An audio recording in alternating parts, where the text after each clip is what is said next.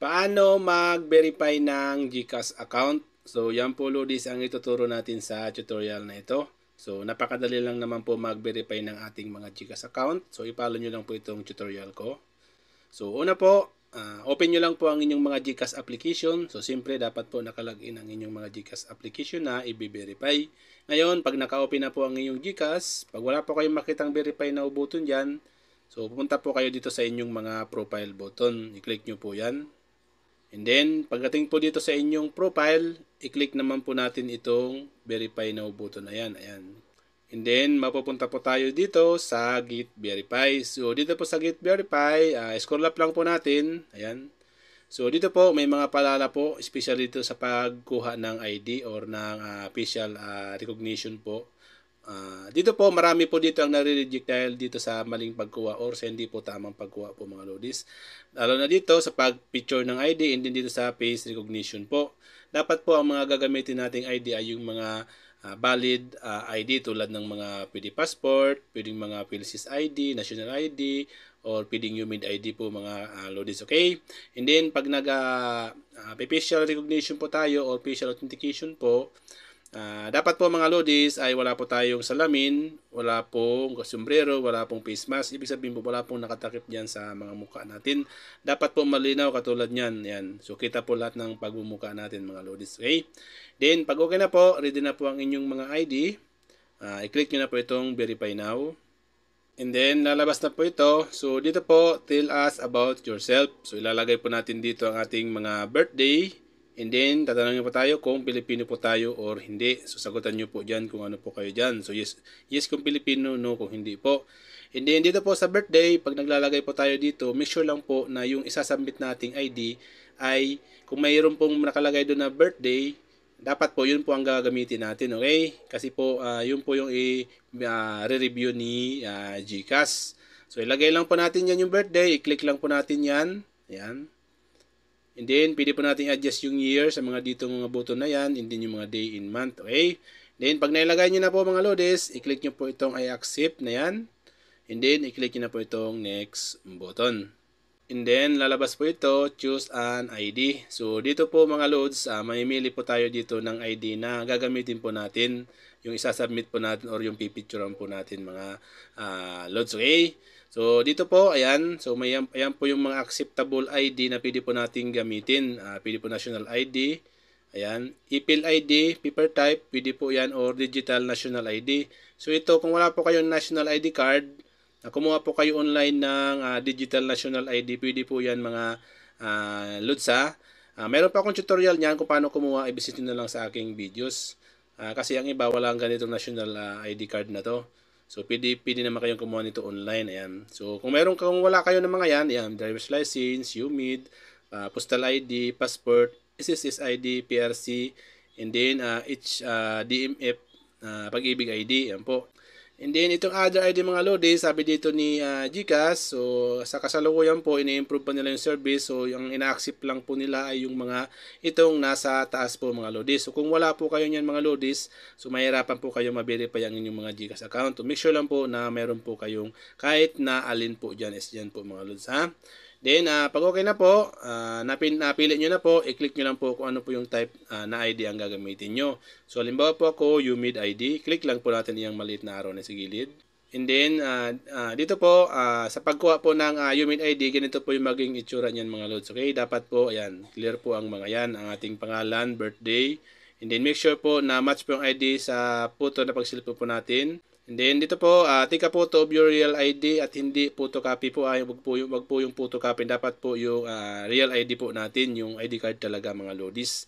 And then, complete and correct lahat po personal information nasa ID. Tingnan ng sample po mga lodis katulad po niyan. Ayan. CRN, pangalan, address, and then birthday, and then signature, and then yan po yung ating pagmumuka mga lodis. And then, pag okay na po, sa bawat ID po mga lodis, iba-iba po yung tinitingnan dyan. Halimbawa, dito sa passport. Tingnan sa passport. Ayan, tingnan nyo po sa passport mga lodis. So, iba rin po yung hinahanap nila. So, sa bawat ID, iba-iba po ang hinihingi. Halimbawa, dito sa SSID, Ayan po, iba-iba po mga lodis. So sundan nyo na lang po dito, yung sumakasulat yan, sundan mo po kung anong dapat po na clear yan kasi yun po yung hahanapin dun pag nag-verify tayo or pag binirify po ni GCash. So ako yung ID po. Ayan, pag okay na po, confirm na po natin. And then, ngayon po, kailangan na po nating i-scan yung front ng ID. Yan po, scan the front side of ID. So, dapat po yung ID po natin, yung kanto, lahat makakapasok po dyan. Isakto po natin dyan mga lodis. Okay? Ayan, isakto po natin dyan. Ngayon, pag sinakto po natin dyan, automatic po mag-generate yan and then mag-next process po yan mga lodis. Okay? And then, ito po yung next, scan face. So, magsiselfie po tayo mga lodis. Wear proper attire and your selfie should match your ID photo. Ayan, okay? Then, pag okay na po, scroll lang natin pagilid. Ayan. And then, kailangan po i-remove natin yung mga cap, mask, glasses. Katulad ng sinasabi ko kanina, wala pong harang po yung ating mga muka. So, pag okay na po, i-click nyo na po itong okay. And then, face verification, please show your face. So, dapat po dito yung mukha natin na dito yung buong mukha natin dito mga loads ha. Make sure lang po na malinaw, hindi po madilim, hindi po malabo, hindi dapat po kitang-kita yung pagmumukha nyo. So, pag na-scan nyo na po yan dyan, automatic po magni-next button po yan mga lodis. And then, lalabas na po ito. So, dito po, scroll lang natin dito pa. Swipe natin ito pagilid. Ayan po. And then, dito po, i-click na po natin itong okay. So, maglo-load po yan mga lodis. So, wait lang po natin hanggang sa maging 100% po yan. So, pag 100% na po mga loads, so mapupunta na dito yung ating ID information. Automatic pumabasa po yan dito, mapipill out po yan dito. Pero hindi po lahat mapipill out dito mga loadis. So, dito kailangan pa natin lagyan dito yung ibang mga missing. Katulad nito, salutation. I-click natin yan. Then, ilagay po natin dito kung Mr. or Mrs. po tayo. Halimbawa tayo yung Mr.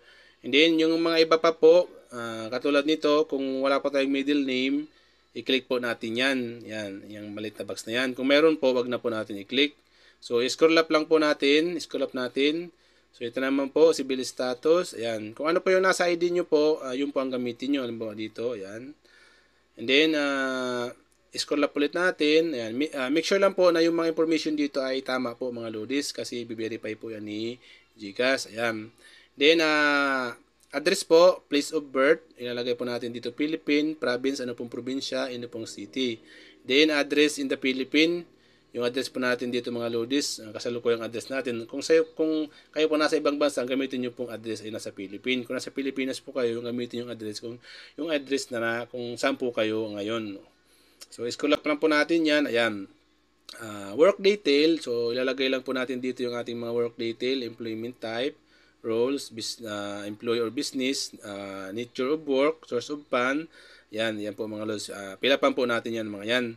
And then dito sagutan po natin ito, mga PEP, political exposed person. So kung kayo po na-expose mo, may ama po kayong kagawad, kapitan, mga ganun po mga lods. So yan.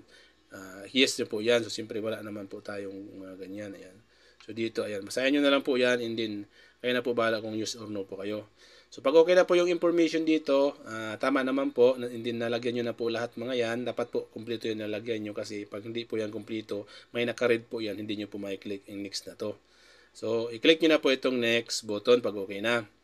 And then lalabas po ito, so review information, so i-review po natin mga lodis yung mga nakalagay dito. So scroll up po natin kung tama po yung mga nakalagay dito. So kung hindi naman po, i-back lang po natin mga lodis. So pag okay naman, so i-click na po natin itong confirm button. And then, wait lang po natin. Ayan, maglo-load po yan mga lodis. So, lalabas po ito. We're verifying your account. So, please expect an SMS within 3 days on the status of your verification. So, wait lang po natin mga lodis. 3 days, minsan inabot ito ng mas matagal. Ngayon mga lodis, kung hindi pa rin po ma-verify yung ating mga account, pag lumampas na po ng 3 days or more than po, matagal na po, inabot na ng week or month. So, meron po tayo separate tutorial dyan mga lodis. So, panoorin nyo po yun kung paano po mag-verify ng kung still pending pa rin yung nakalagay katulad po nito mga lodis sa ating mga account ha. So, panoorin nyo po yung isa kong tutorial dyan. So, ngayon, pag ganito ito na po. So, wait lang po natin hanggang po ma-verify na yan. So, makikita nyo po sa inyong profile yan kung verify na po mga lodis kasi mawala na po yung verify button. So, ganun lang po ang gawin nyo.